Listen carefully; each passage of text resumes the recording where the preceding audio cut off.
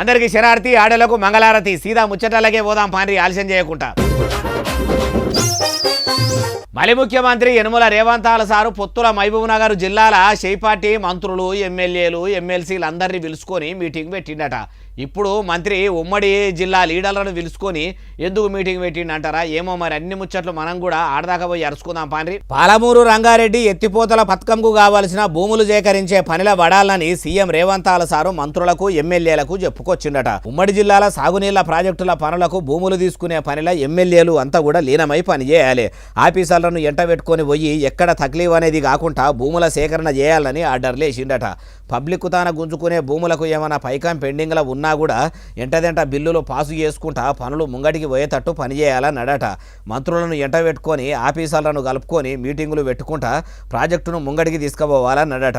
అయ్యా ముఖ్యమంత్రి సారు, పాలమూరు రంగారెడ్డి ఎత్తిపోతల పథకం ప్రాజెక్టును ముంగటికి తీసుకుపోతాం అంటుర్రు. మంచిగానే ఉన్నది, సాగునీళ్లు ఇయ్యవలసిందే. అట్లనే కాళేశ్వరం ప్రాజెక్టులో కూడా 3 బ్యారేజీలలో కొన్ని పిల్లలు కిందికి జతికినాయన్న ముచ్చట మీకెరుకున్నదే.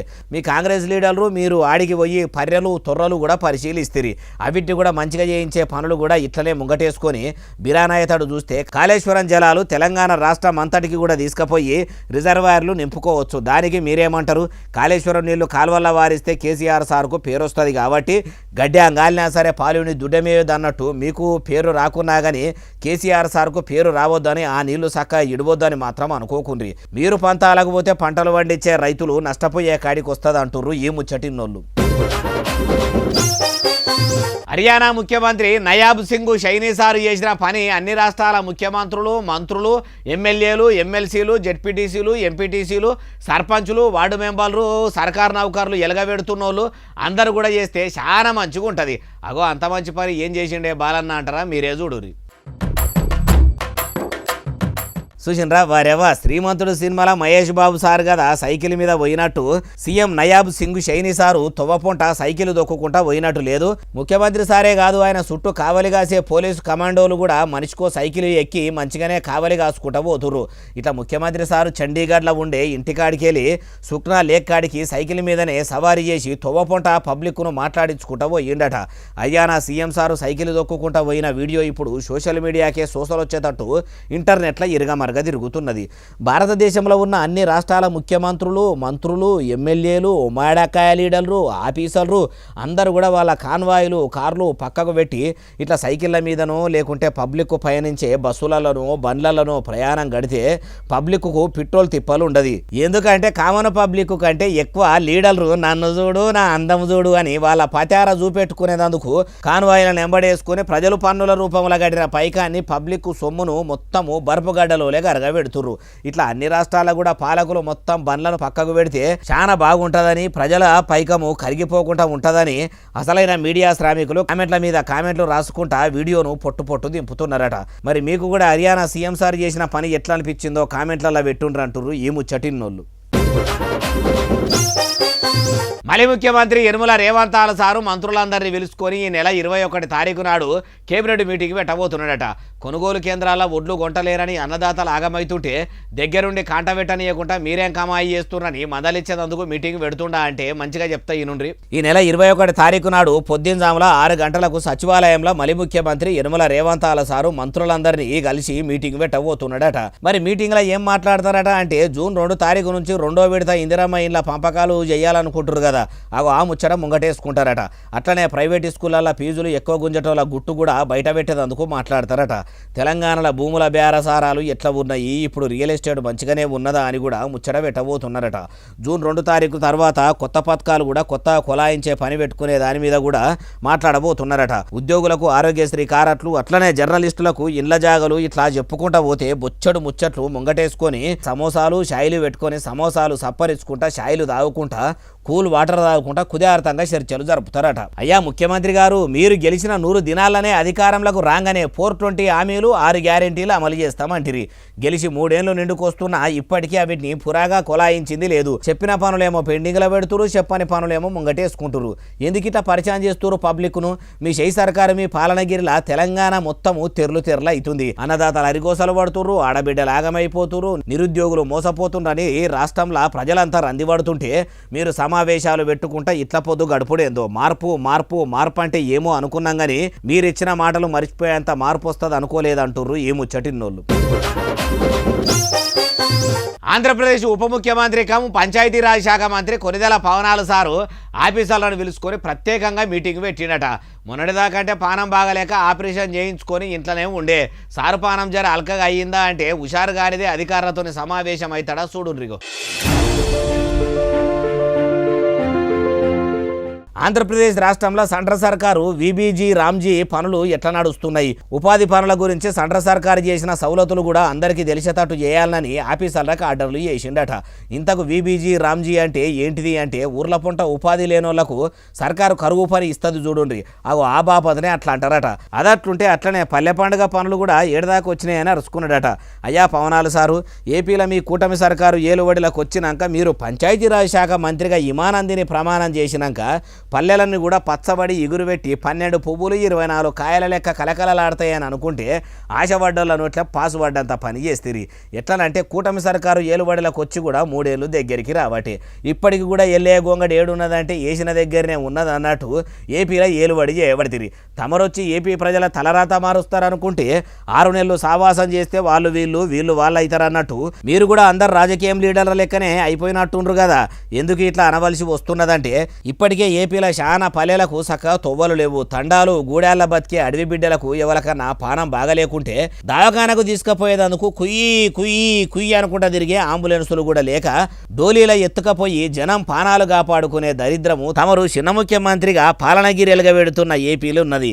ఇక ముఖ్యమంత్రి చంద్రాల సారు మైకు దొరికితే చాలు హైదరాబాదు పట్నం ఆలతు మార్చిన, సైబరాబాదును సక్కదిద్దినా, ఐటీ పట్టుకొచ్చినామని ఏతులకు చెప్పుకునుడు ఉన్నది తప్పితే ఏపీకి ఎలుగబెట్టింది అయితే ఏమి లేదు. ఇక తమరు ఉన్నారు ఎందుకు సారు గుళ్ళు గోపురాలు తిరిగేదందుకు, ఇట్లా మీటింగులు పెట్టేందుకే సరిపోతుండ్రు అంటుర్రు ఈ ముచ్చటిన్నోళ్ళు. దేశం కోసం ధర్మం కోసం దేవులాడుతున్నామని చెప్పుకునే నిజామాబాద్ ఎంపీ ధర్మపురి అరవింద్ సారు కమలం పువ్వు పార్టీ కార్యకర్తల మీదకి చానంటే చాననే కోపానికి వచ్చిండట. కోపం అన్నదే ఎరకలేని మనిషి అరవింద్ సార్కు కోపం తెప్పించేంత కొంటె పని కమలయ్యలు ఏం చేసిర్రే బాలన్న అంటారా? ఆయన మాటలనే ఇగో ఇనుండ్రి. బయటికి ఇరిటేట్ చేస్తున్నారు సీరియస్ ఇష్యూ నడుస్తుంటే. ఈయనరా ఎంపీ సార్ ఏమంటుండో ఇంకా మస్తుగానే అన్నాడు. మొత్తం ముచ్చటి నుండ్రి. లోపల ఉంటే సైలెన్స్ ఉండండి, లేకపోతే బయటకు పోయడం వెళ్ళిపోండి. ఎంపీ సారు ప్రెస్ మీట్ పెడితే కొందరు బీజేపీ కార్యకర్తలు కొందరు లీడర్లు ఒకటే తీరుగా చెవుల జోరిగలోలే గుయా గుయా అంటున్నారట. అరవింద్ సార్కు ఎందుకు కోపం వచ్చిందో కానీ ఇట్లా కమలం పువ్వు పార్టీ కార్యకర్తల మీదికి కళ్ళెర్ర చేసిండట. ఉండమంటారా పొమ్మంటారా అని గట్టిగానే గరానికి వచ్చిండట.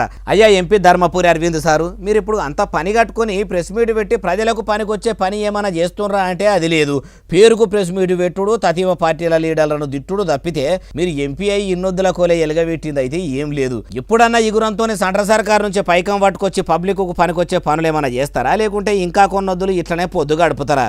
ఇప్పటి నుంచన్నా మీరు హుషారు కాకపోతే వచ్చే పార్లమెంట్ ఎన్నికల్లో మీ పని ప్రజలే చేస్తట్టున్నారు అంటారు ఈ ముచ్చటిన్నోళ్ళు. కమలం పువ్వు పార్టీ లీడర్ కమ్ కేంద్ర సహాయ మంత్రి బండి సంజయ్ సార్ను మంత్రి పదవి నుంచి తీసేయాలని వాళ్ళ సొంత పార్టీ లీడర్లే చెవు కోసిన మేకల వలె చెడబొర్రుతుర్రట. అగో కార్ పార్టీ లీడర్ కదా సంజయ్ సార్ను సస్పెండ్ చేయాలని లొల్లి చేస్తున్నది అంటే మీకు ముచ్చట మొత్తం తెలవాలంటే ఈనుండ్రి. ఏంటంటే నిన్న మొన్న బీజేపీ పార్టీ ఎట్టుందో ఒకసారి ఆ బీజేపీ పార్టీ హైకమాండ్ చూడాలని చెప్తున్నాను. 3 మంత్రులు 3 ఎంపీలు బీజేపీలో ఉన్నవాళ్ళు పేర్లు నేను చెప్పను, మీ అందరికీ తెలుసు. వాళ్ళు ఈ సమస్య రాగానే బండి సంజయ్ని సస్పెండ్ చేయాలా, బండి సంజయ్ పోస్ట్ నుంచి రిజైన్ చేయాలని బీజేపీ ఎంపీలు చెప్తున్నారు. ఊరికనే అదేమి వాళ్ళ పార్టీలో ఉన్న క్రమశిక్షణ. ఇన్నరా కరడుగట్టిన Congress party leader cum MP Mallu Ravi sir ఏమంటున్నాడో, పువ్వు పార్టీ ఎంపీలు కొందరు కేంద్ర సహాయ మంత్రి బండి సంజయ్ సార్ను బర్తరఫ్ చేయాలని డిమాండ్ చేస్తున్నారు. ఇదేనా కమలం పువ్వు పార్టీ క్రమశిక్షణ అనుకొచ్చిండు. అయ్యా ఎంపీ సారు, మరి మీ షెయి పార్టీలో కూడా మంత్రులు కొందరు ముఖ్యమంత్రి రేవంత్ సార్కి ఎసరు పెట్టిరట, సీఎం సీటుకే సూటి పెట్టిరని మొన్నటిదాకా కూడా చాలా మందే మొత్తుకుండ్రు కదా. మరి ఆ ముచ్చటకు మీరేమంటారు? మొదలు మీరు ఏం చేస్తారంటే మీ షెయి సర్కారుతోనే ఒక ముచ్చట చెప్పాలి. అది ఏందంటే కేంద్ర సహాయ మంత్రి బండి సంజయ్ సార్ కొడుకు బండి భగీరథను విచారణ బరబ్బర్ చేయమని చెప్పుండ్రి. బాధితురాలకు న్యాయం జరిగేటట్టు చూడమనుండ్రి. ఏ పార్టీ లీడర్లు ఎవరిని సస్పెండ్ చేయాలన్నా కానీ వాళ్ళ పార్టీల పెబ్బలు చూసుకుంటారు. ఇంకో అసలు ముచ్చట ఏంటంటే మీరు ఇట్లా బండి గారి గురించి బాగా మాట్లాడుతుంటే బీఆర్ఎస్ పార్టీ వాళ్ళు అన్నట్టు బీజేపీ కాంగ్రెస్ రెండు సాటు సోపత్ చేస్తున్నాయా అంటున్నారు ఈ ముచ్చటిన్నోళ్ళు. మహబూబాబాద్ జిల్లా తొర్రూరు మండలంలో ఉన్న వ్యవసాయ ఆఫీసు గోదాంకాడికి ట్రాక్టర్ల మక్కల బస్తాలు తెచ్చి 3 దినాల సంధి పిట్టకు పెట్టుకొని ఎదురు చూస్తున్న ఏ సర్కార్ ఆఫీసర్ వచ్చి మక్కలు కాంటకేస్తలేరట. ట్రాక్టర్లు ఖాళీ చేసి పంపించి రైతుల ఖాతాల్లో పైకమేస్తలేరట. ఎంత పొడుగు బండ్లాగినాయో చూడు లైను. బండెనక బండి గట్టి 16 బండ్లు గట్టి అన్నట్టు ట్రాక్టర్ వెనక ట్రాక్టర్ ఎట్లా నిలబడ్డాయో చూడుర్రి.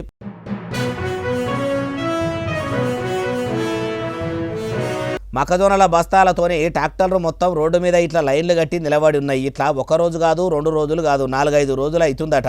తొర్రూరున్న వ్యవసాయ శాఖ గోదాంకాడికి తీసుకొస్తే ఆడ దించేదందుకు అమాలోలు లేక ట్రాక్టర్లలోనే బస్తాలుంచి ఇప్పటి వరకు కూడా కొంటలేరట. 6 కాలం కష్టపడి పండించిన ఆ పంటలు అడ్డమైన చెడగొట్టు వానలకు చందన అవుతున్నాయని అన్నదాతలు దిక్కు రంది పడుతుంటే ఇట్లా ఆఫీసర్లు కొంటలేరని మస్తు తిప్పలు పడుతురు.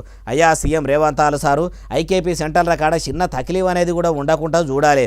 ఎప్పటికప్పుడు ఎంటదెంట లారీలను వంపుకుంటా ఒడ్లు మక్కలు కొనాలని అంటిరి. మీరు రామశిల్కలకు చెప్పినట్టు అధికారులకు చెప్పినా కానీ వాళ్ళు ఇంటలేరంటే మీ మాట అంటే వాళ్ళకు లెక్కలేకనా? ఆయన అట్లనే చెప్తాడు, ఆయన మాట మనం వినేది ఏంది అనుకుంటుర్రా? అది కూడా మీరు చెప్తేనే మంచిగా అర్థమవుతుంది. ఎందుకంటే మీ మాట మీ ప్రభుత్వ అధికారులే ఇంటలేరని మొన్నోపారిగా అన్నట్టు గుర్తు. అందుకే ఇట్లా అనవలసి వస్తుంది అంటుర్రు ఏ ముచ్చటిన్నోళ్ళు. హైదరాబాద్ రామ్ గోపాల్పేట డివిజన్లో ఉన్న ఓ బస్తీ దవాఖానలకు పేషెంట్లు పోయి ట్రీట్మెంట్ చేయమంటే అసలు చేస్తనే లేరట. సూదులు లేవు మందులు లేవు అని మర్రగొడుతుర్రట. అందుకే మాజీ మంత్రి తలసాని శ్రీనివాస్ యాదవ్ సార్కు సర్కారు దవాఖానలో జరిగిన సంగతి చెప్తే ఆయన్నే స్వయంగా పోయి ఇట్లా ఫోన్లో మాట్లాడిండు.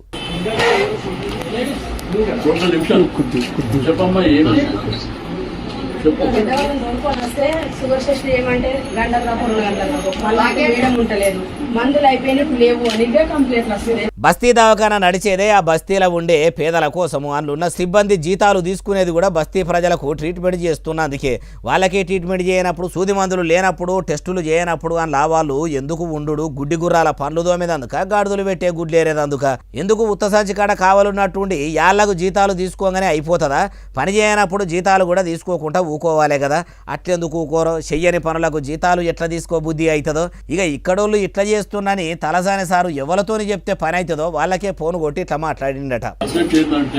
మెడిసిన్ ప్రాపర్ గా లేదా అనేది ఒక సబ్జెక్ట్. సీనియర్ సిటిజన్స్ వచ్చినప్పుడు ఏంటంటే వాళ్ళ బ్లడ్ టెస్ట్ లేకపోతే వాళ్ళ ఫీవర్ ఉంటే మీరు పోయి మళ్ళీ 2 గంటలకు రండి, గంటకు రండి. ఒక్కొక్కసారి మీ డాక్టర్ ఉండరు ఇక్కడ. కథం ఇట్లా చెప్పే వరకలా అక్కడ దవాఖాన పెద్దసారు కూడా వెంటనే ఆడ డ్యూటీలు ఉన్న మేడంతో ఇట్లా అనుకొచ్చిండు.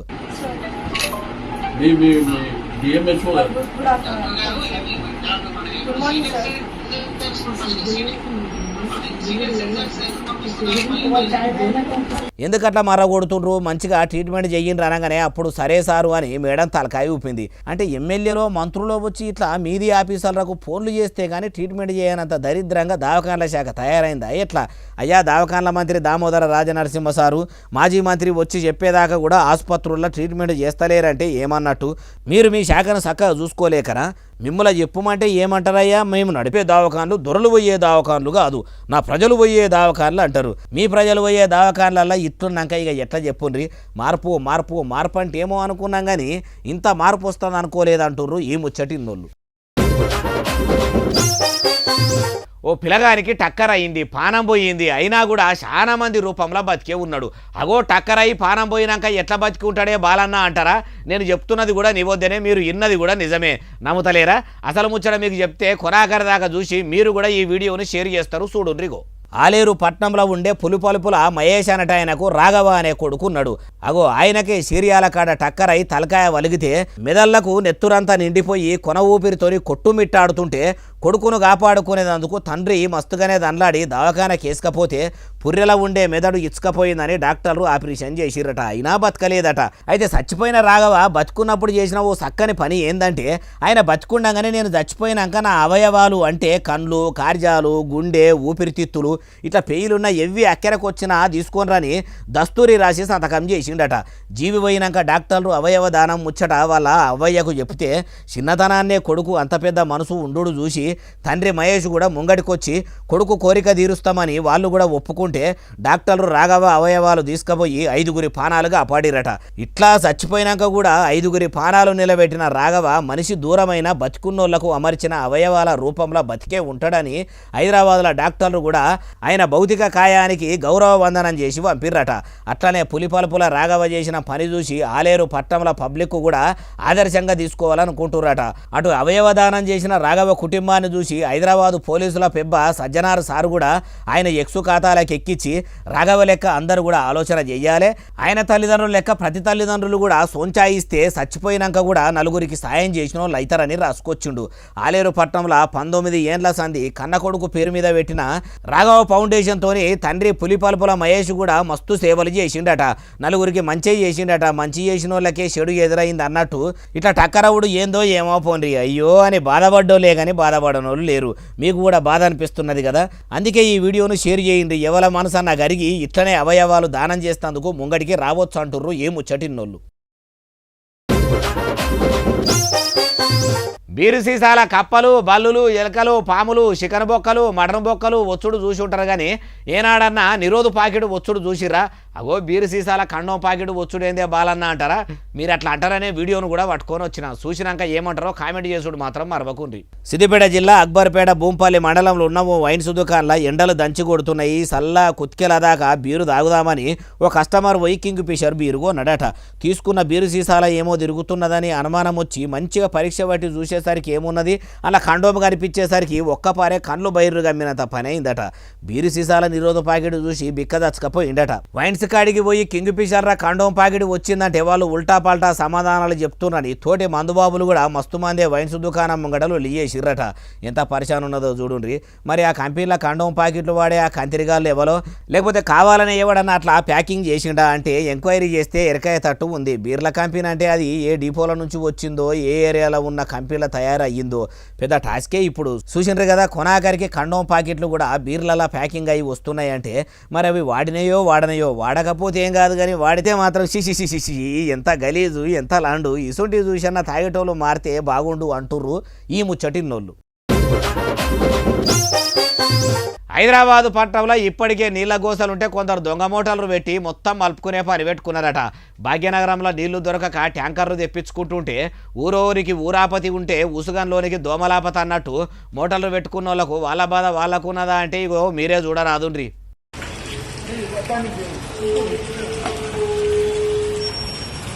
ఉప్పల్ జోన్లో ఉన్న బోడుప్పల్ వార్డు పరిధిలోకి వచ్చే శ్రీలక్ష్మీనగర్ కాలనీ, ప్రశాంత్ నగర్ గల్లీలల్లా పైపు లైన్లకు కొందరు సాటుగా మోటార్లు పెట్టి నీళ్లను మొత్తం పట్టుకుంటుర్రట. అట్లా పట్టుకున్నాడు తప్పున్నారా అంతకంటే ఎక్కువ అని చాలా దినాల సంది కూడా ఆఫీసర్లు చిలకలకు చెప్పినా కూడా కొందరు ఇంటలేరట. మీరు మంచిగా చెప్తే ఎందుకింటారు, చెప్పే పద్ధతులనే చెప్తామని ఆఫీసర్లు బదులుకున్నారు. ఇల్లు తిరుగుకుంటా దొంగ మోటార్లు పెట్టుకొని నీళ్లను నిలువున దోసుకుంటున్న వాళ్ళ తానికి పోయి మోటార్లు మొత్తం ఊడవీకి తీసుకుపోతున్నారట. ఎవరైనా నీళ్ల కోసం నల్లాలకు మోటార్లు పెట్టినా చెప్పినా అయినకుంటా అందరోలే కాకుండా అలాగ వాడుకున్నా వాళ్ళకి 5,000 రూపాయల దండగా వేసుడే కాదు కేసులు కట్టి లోపడేస్తామని గట్టిగానే వార్నింగ్ ఇచ్చిరట. అయ్యా నీళ్ళ అధికారులారా, మీరు వార్నింగ్ ఇచ్చిర్రు కానీ నీళ్లు మంచిగానే వస్తే పబ్లిక్ కూడా ఎందుకు మోటార్లు వేస్తారు? సరిపోయేటన్ని నీళ్లు రావు కాబట్టి అవసరాలు ఉంటాయని మోటార్లు పెట్టి పట్టుకోవాలని చూస్తారు. అది కూడా తెలియకుండా మీరు ఇట్లా చేసుడు ఏందో మీకే ఎరుకుండాలంటారు ఈ ముచ్చటిన్నోళ్ళు. హైదరాబాద్ దిల్సుఖ్ నగర్లా జిస్మ తోటల్లా మండి బిర్యానీ ఫ్రీగా పెడుతున్నారని ఎరకగానే జనం కూడా ఎగబడ్డారని నిన్న చెప్తే కదా. కానీ ఆడ ఉత్తగా బిర్యానీ పెట్టలేదట. అంత ఉత్తముచ్చటేనట. మరి ఆడదాకా ఎగేసుకొని ఎగబడ్డోళ్ళ పరిస్థితి ఏందే బాలన్న? అంతమంది పోతే అడ్డగోలుగా ట్రాఫిక్ కూడా జామ్ అయింది కదా అంటే ఇగో మీరే ఈనుండ్రి.